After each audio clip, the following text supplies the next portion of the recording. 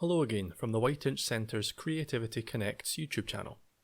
My name is Michael and I'm back with you during Mental Health Awareness Week, recording short snippets from The Road to Resilience, a document from the American Psychological Association and Discovery Health channel on 10 ways you can help build your resilience.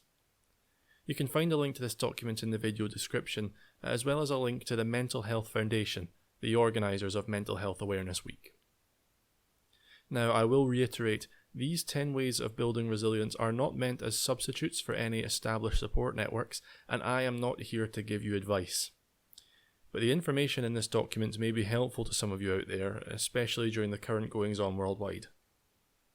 So next we're looking at how you visualise any crises that you come across.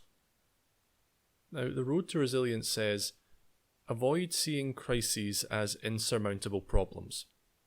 You can't change the fact that highly stressful events happen, but you can change how you interpret and respond to these events.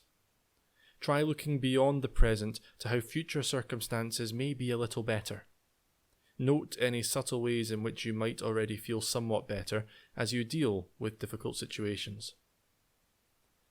Now, I know from personal experience that this is much easier said than done, but the document also states, developing resilience is a personal journey. People do not all react the same way to traumatic and stressful life events. An approach to building resilience that works for one person might not work for another. People use varying strategies. Some or many of the ways to build resilience in the following pages may be appropriate to consider in developing your personal strategy. This particular skill of not visualizing things immediately as catastrophic, it can be very difficult to grapple with, and if you are struggling, you can always reach out to friends, family, or a support industry professional.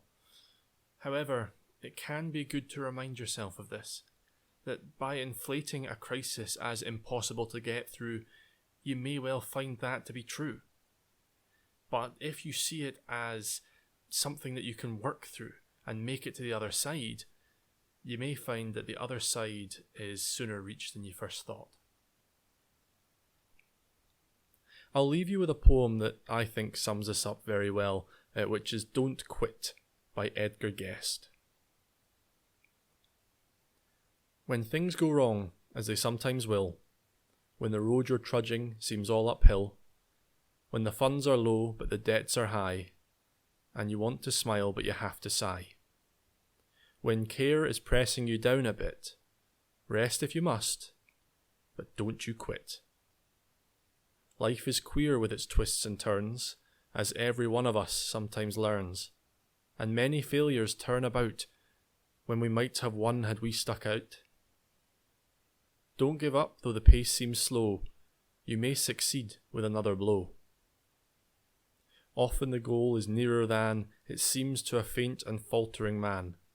Often the struggler has given up when he might have captured the victor's cup, and he learned too late when the night slipped down how close he was to the golden crown. Success is failure turned inside out, the silver tint of the clouds of doubt. And you can never tell how close you are, it may be near when it seems so far. So stick to the fight when you're hardest hit. It's when things seem worst that you must not quit. Thank you.